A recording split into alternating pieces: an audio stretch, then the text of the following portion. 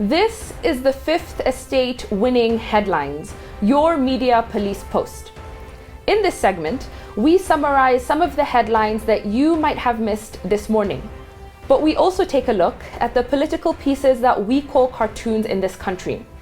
Today is the 31st of March 2020 and I am 2J. I am JM. And I am GK, and in case you missed the headlines, here they are. In the Daily Nation, coronavirus exposes crisis in Kenya's ICUs. In the Star, state assembles top scientists to fight coronavirus. And in the Standard, the pandemic hits home. Can we begin with the Standard? Yeah, sure, we can. Yes. So the Standard, pandemic hits home. Yeah. So in the Standard, they say it's a red alert as Kenya enters a dangerous phase of the coronavirus epidemic. So what has happened now is that according to the WHO phases of pandemics, we are now at a phase 4. And what that means is that we have now reached the position of human to human transmission in the community level. So previously, a lot of the cases that were being confirmed in Kenya were, as we can call it, imported. They were coming from people who were traveling from abroad and bringing it into Kenya. But now we officially have it being transmitted from local Kenyans, so community to community. And that's a very dangerous stage of this pandemic to be at. Yeah. The most dangerous. Yeah, but also what they're talking about is the projections of cases that the government has now said that potentially by the April 9th, we could hit 1,000 cases. By mid-April, 5,000 cases. And by the end of April, 10,000 cases. Wow. So I think those are conservative estimates. Yeah, I would agree. I think government is giving us best case scenario, just not to get us to panic too much. But maybe they should get us to panic. I think I we know, need to right? panic. So that we can all stay at home And take it seriously. and take it very seriously. Yeah. Wow, okay, so let's move on. In the Daily Nation, Yes. coronavirus exposes crisis in Kenya's ICUs, the intensive care unit. Care units, absolutely. So with coronavirus, a lot of people are going to need critical care. Yeah. And what they're telling us in this story is that Kenya has 518 ICU beds, of which 450 are already occupied by people with different conditions. Yeah. So a severe shortage there. Ministry of Health has said, therefore, that planned major surgeries which require patients to be put under ICU be suspended. So as you can see already, there's already a bit of like selection of what is important, what is not necessary. Yeah. Furthermore, data shows that only 259 functional ventilators exist countrywide, and of those, only 140 are already in use. So again, another shortage there. Ventilator is going to be critical if you have severe pneumonia. But the good news, they say, however, is that only about 6% of COVID-19 patients will need hospital care, with older patients at higher risk. The other good news is that only about 7% of our population is elderly, unlike places like Italy, Japan, South Korea, etc., etc. Yeah. So that's the state of play right now in terms of our healthcare capabilities. Okay. Terrifying. And so we have in the Star that the state has assembled, a team of people to fight the coronavirus. And this all-star team is assembled with the National Emergency Response Committee at the top, headed by the CS, Kagwe. And below this are 8 subcommittees, including those to deal with community engagement, case management, capacity building. But you also have key individuals dealing with, guys who are at the port of entry, who is coming in, who is maintaining quarantine situations, making sure that happens, but also key individuals in each of the hotspot areas that have been identified. Yeah. So in Kwale, Kilifi, you have someone constantly reporting in this team about what is going on, constantly giving updates. You have also interesting individuals. You have Dr. Githinji Gitahi, who's the CEO of AMREF, Health Africa, who is leading the training of more than 24,000 community health workers. Because we realize that you can't do this alone, and you can't do it from just the main hospitals. And then we have Kefa Mbacho, who's part of the response team, so he's in charge of the ports of entries. And you have someone like Prof. Omu Anzala, who hails from the academia of University of Nairobi, and his idea is to look into the research of coronavirus in Africa to try and put Kenya's input in that front. My only issue, as good as all of this sounds, is that even just from looking at the different stories that the headlines have covered, there's still a missing link between all of these things. I mean, the Daily Nation is covering just the hospital infrastructure. Yeah. The Star is talking about, the officials who are trying to, help and interact with people. Yeah. And then the Standard is talking about the actual infections. Yeah. I think across all three of those points, there's no cohesive link between all three of them to show that things are actually happening and things are actually working. Yeah, so and I'm hoping happens, with the National Emergency Response Committee, you're bringing together those elements. Hopefully, what's the bed situation, what's the equipment situation. But again, the common denominator with all of this and countries who are able to get ahead of this is testing. Without testing, without knowing what the underlying numbers are going to be, we're in the dark. There's no point. So we know we're tracing 1,000, but then we also have 1,000 people those people could have come into contact with. Yes, that's true. So testing, and making it cheaper. Oh, yes. Well, we have a 3-part criteria that we normally use to break down the headlines. We ask ourselves, is it topical or speculative? Is it repetitive or groundbreaking? And is it thoughtful or just plain lazy? I think they're all topical, given that this is something that's happening. We can allow repetition, I believe, isn't it? Because the pandemic is still with us. Yes, that's true. However, in terms of being eye-catching, I would go with the Standard. Yes, I like the pandemic hits home because everybody has thought coronavirus ilikuja na watu. It came with other people, but I think now we're seeing the reality it's about to get bad. It's about to get really bad. Commendable as a Daily Nation as well. I think it does indeed expose a crisis in our ICU situation. Yeah. So I will toss the Star. Okay. I think we'll give it the Standard then. Yes, right? agreed. Yeah, so the Standard gives us our winning headline onto the political pieces that we call cartoons in this country, where we also have a 3-part criteria. We ask ourselves, is it humorous or dry? Is it satirical or pessimistic? And is it effective or just plain lazy? Yes. Shall we begin with the Standard? Yes. Okay. Gado has drawn for us the Grim Reaper. Okay, so we have the Grim Reaper, named coronavirus, and he is holding the map of the world, presumably his target for reaping or being grim. And then behind him you can see sanitizer, all the weapons fashioned against to fight him. You have pangas, you have spears, you have tires, you have a candle, you have a rungu, all sorts of weaponry. And I think Gado is just sort of saying, He's being satirical. He's like, you're not gonna fight coronavirus with pangas. Exactly, right? That's true. Or apparently sanitizer. Oh gosh.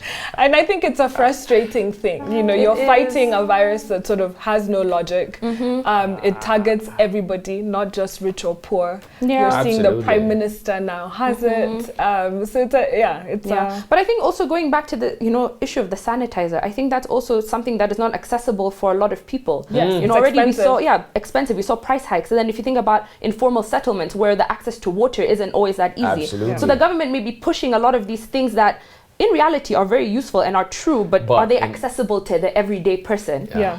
Questionable. Okay, can we park Standard? Yes. Let's move to the Star. So here we have a caricature of Health CS Kagwe, and he seems to have a very long arm.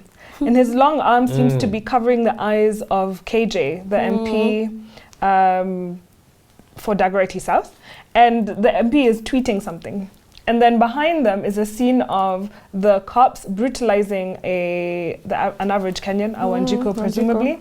And his hand is also really outstretched and he's holding his brain. And it says social distancing. So is he saying that the cops are social distancing from their brains? I don't know what the... They ain't using them. This goes back to yesterday's cartoon. I don't know what the brain thing has to do with the... But I think what's interesting is that KJ was really vilified for putting out this thing, asking, are we being told the truth about the reality of the scenario? And then the very next day, government comes out and says, actually, the numbers are 5,000. And so they were very close. Tallying with almost with what KJ had said. So, maybe people need to give him a break. But I think also Kenyans themselves need to take this seriously. I think that you can't entirely rely on the government or on an MP to tell you what the numbers would be. I think you can track it yourself. You can see what's happening in the world, look at the trends. Interrogate it for yourself. I think right now in Kenya, we're having an average of 2.7 cases per day. I think this is day 20 since, coronavirus officially entered Kenya. So Kenyans, you can do the math yourselves. You can figure it out. Don't rely entirely on the government. Exactly. And so that's a good one. I think we've given it more context than maybe Ozone himself. But let's look at Ndula of the Daily Nation. Yeah, so in the Daily Nation, you've got a cartoon of Aden Duale, parliamentarians. Aden Duale is holding the keys to Parliament with his Dumbo ears. Those bamboo ears. You've got behind him Muhammad Ali, also with those characteristic ears, and a few other faces there, common faces we know, Alice Wahome, Mokum and Jaguar. And then the caption there says, when ghost workers would rather tweet than legislate over COVID-19. And that's referring to basically the MPs as ghost workers. Ghost workers. Because they've been taken absent. Yeah. Absolutely. But let me just give some, I've said before that maybe it's not a good idea to convene parliamentarians because these are the most social creatures we have in the country. Listen to what some other countries have done. Yeah. In the Australian Parliament, for example, has shut down its sittings and is not scheduled to resume until August. And what they did is that basically the supply bills were passed before they shut down to ensure that government expenditure is funded until the end of November. In the EU, so the European Parliament began operating virtually with online voting since March 26th. In the UK, they also passed emergency laws to deal with the pandemic, and those were assented to last week, Wednesday, and they've basically suspended operations until the 21st of April to start the budget legislation. Essentially, what we are being told from other countries is that either you plan to convene, but when you do, it's for a very special purpose, and it's going to be a very rushed process so that you minimize interaction, or B, just suspend everything or pass all the legislation at once and then suspend until further notice. And I think this is a chance for parliamentarians to sort of step up to the plate, right? Treasury has made its proposal, the executive has made its proposal. What can Parliament do to make these stimulus packages, more beneficial for Kenyans? Why are they so silent? Why are they just? This is not a holiday. It's not an excuse to stay at home and tweet from your living room. Exactly. And I think that what my biggest hope from this entire crisis is that Kenyans do not forget what their leaders did in this moment. So that, come the end of this, come the light at the end of the tunnel, people remember that their MPs were doing nothing. They were not representing them. They were not helping them. So hopefully it carries over. But maybe they're helping them in their own way. Your tweets do not help me. 140 characters, maybe do not they're put food tweeting, on my table. But maybe they're also sending out relief food Let's hope for the best. Shall we give the Daily Nation the winning cartoon? Yes, most definitely. So I will toss the Standard and I will toss the Star. Thank you. So Daily Nation gives us our winning cartoon. What is our final thought? And now our final thought. In continuation, looking at some of the history of lockdowns that have existed over the course of our lives, today we're going to look at the Chernobyl exclusion zone, which took place in the 80s in what was the former Soviet Union. So in the early hours of April 26th, 1986, the world witnessed the worst nuclear catastrophe in history. A reactor at the Chernobyl nuclear plant in northern Ukraine exploded, spreading reactive clouds all over Europe and a large part of the globe. So in all, 50 million curies of radiation were released into the atmosphere. And that is the equivalent of having 5 Hiroshima bombs explode all at the same time. So the explosion was caused by major fundamental flaws in the reactor's design, on top of a total disregard for protocol by some of the higher ranking officials who existed at that time. So when the reactor in Chernobyl exploded, that kind of explosion had never happened before. And since then, it hasn't happened again. But more importantly, it was actually never supposed to be possible that this could occur. But why was this impossible and why did it happen? So what's important to note is the kind of nuclear reactor that the Soviet Union were using at that time. It's called an RBMK model, and it's in Russian, so I will not attempt to translate. And it's noted for its unusual design, most importantly because it tried to use a lot of low expenses for the different parts that it needed. So this design was optimized for speed of production rather than for safety. And it was designed and constructed with several design characteristics that proved dangerously unstable when they operated outside of their design specifications. So essentially, I'm going to try to attempt to explain how this operated, but I'm not a scientist, so bear with me. So there are essentially 2 things that happen in a nuclear reactor. The reactivity that generates the power either goes up or it goes down. And all the operators had to do in this situation was to maintain that balance. So you can think of it as driving a car. You have your accelerator and you have your brake. So all the operators had to do was manually kind of keep that balance so that nothing went wrong. So what happened on the day of the 26th was that a test was supposed to take place. And it was scheduled as part of a reactor shutdown. So the test was meant to see if the reactor could power itself if anything went wrong, and it would hold itself in order for the generator to back up. So what happened is that they turned the power down to 25% of its capacity. But a problem arose when the reactor dropped drastically from 25% to 1%. Wow. So what they decided to do was to try and increase the power. And what you're meant to do is increase the power very, very slowly to get it to a stable place. But instead, it surged up to 100% and over. And what was supposed to happen was that there was meant to be a fail-safe button that they were supposed to press in case this ever occurred. But knowing the Soviet Union at that time, power cuts and rationing, the fail-safe button did not exist. So they went to press it and all things went loose. So it ended up not working. So I won't get into the technical specificities of how this operates, but essentially the economic damage that occurred because of this explosion amounted to $25 billion at that time. A radioactive cloud drifted from Europe and reached as far as Canada. And 300,000 individuals were resettled, thousands died, some to this day are still dealing with the radioactive effects. And now what we have today is this exclusion zone, which is effectively a no-go zone where people go as tourists to go and observe what happened there. You have animals that have taken over buildings, but it's actually a very dangerous place to be in. So you can only live on the outskirts of that area. Yeah, so it's a very, very strange situation. So I'll talk about the ignorance and the denial that characterized the initial aftermath of the explosion. So immediately after the explosions, the specialized military fire department was called in. But what they found shocked them. Pockets of fire were lighting up everywhere, on the roofs especially, because Unit 4's reactor hall was in ruins.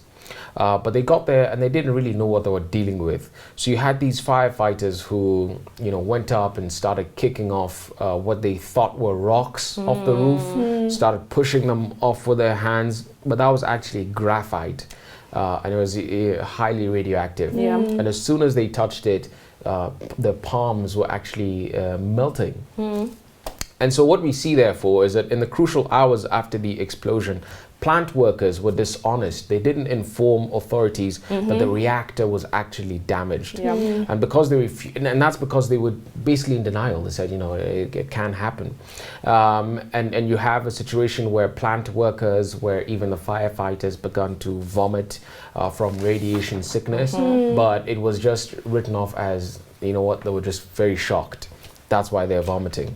You got a director here by the name Viktor Bryukhonev. Viktor Bryukhonev wrote a memo to Kyiv, and he stated that the reactor was only partially damaged. He didn't give a full extent of the situation and how bad it was. And I think for that reason, it was only a day later that Khrushchev, I think it was, Khrushchev got to know about the extent. Not Khrushchev, but Gorbachev. It was only Gorbachev. Yeah, so Gorbachev only got to understand the gravity of this situation about a day later. And so basically, whereas they could have made an intervention that could have saved a lot of lives in the very beginning, they basically had to forgo that. And that is also, and we draw parallels here between the US and how it's dealt with Corona with Trump versus a country like South Korea. In the early weeks of when Corona hit the US, Trump kept on saying, and most of you will recall, he kept on saying, we've got this under control, we've got this under control. That's what the American people were being told. But actually they didn't. So you have the medical fraternity now saying in those early weeks, they were really trying to develop test kits. They were trying to liberalize testing so that as many people could get tested as possible.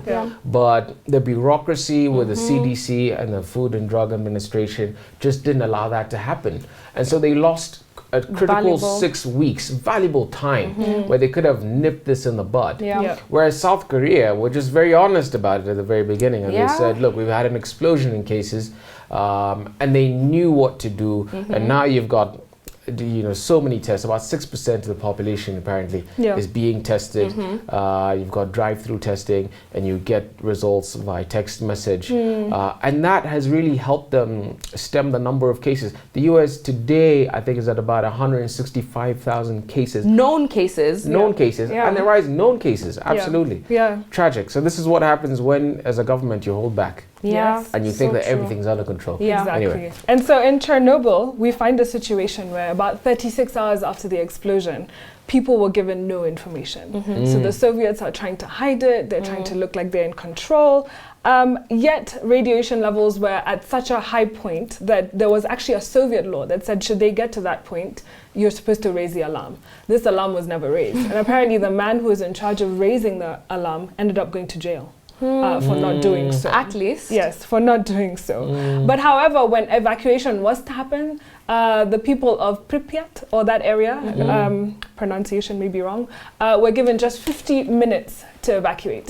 Some of them took their small belongings, but they never went back because it became this exclusion area.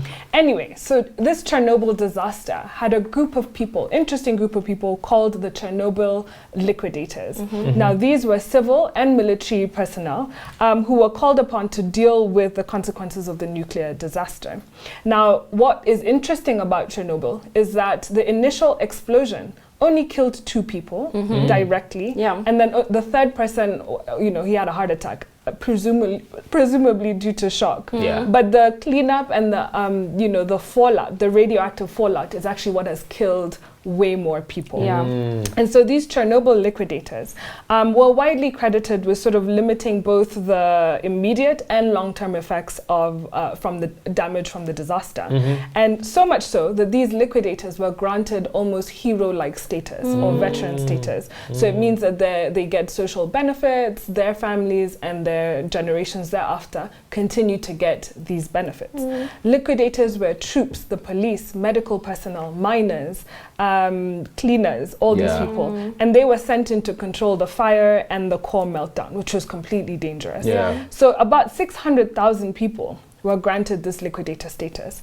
Other research, however, shows that this number could be as high as 830,000. However, around 15% of these had died by 2005, and many more continue to die by 2008, and as time went on. And so what was interesting is that technology had started to kick in. So they had tried to use robots to do the cleanup. However, the remote controlled robots would get there, and then due to the radiation, their circuits would just give up, right? And that's why these liquidators became so important. I see. Now, what is interesting is since the disaster, they've built something called a sarcophagus. And this is a huge enclosure that is made up of 400,000 cubic meters of concrete and 16 million pounds of steel. It's probably the biggest, I think, to date. It's currently on the verge of collapse because they didn't anticipate that it should last this long without them finding a solution. So whatever is underneath that is radioactive is still seeping out. And so now they're trying to budget and plan for a way to replace this huge sarcophagus. And you should see the pictures up there.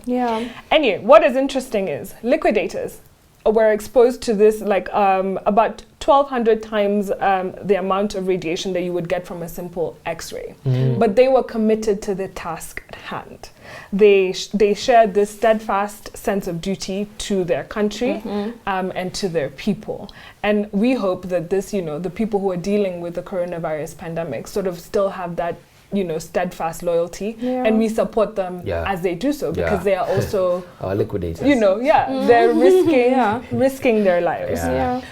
So on a day where we had a winning headline from the Standard, where pandemic hits home, and a winning cartoon from the Daily Nation, where our MPs are looking like ghost workers, I want to leave you with this.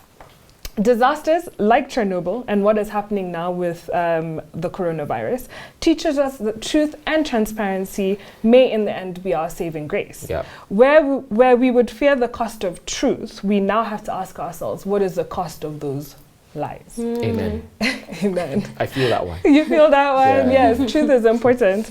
And we had a quarantine challenge yesterday. The answer is I am A map. A map. A lot of you got it right in the comments. Some of you said virus, which was very clever. But here's today's quarantine challenge. The one who makes me does not need me when he makes me. The one who buys me does not use me for himself or herself. And the one who uses me doesn't know what he or she is using me. What am I? What? Okay. We said it should be more challenging, so there we go. Good luck, all the best. Drop your comments in the YouTube section. Please subscribe to our YouTube channel, but also find us on TV. We're on GoTV, Pan Free to Air, and Star Times. Have a good evening.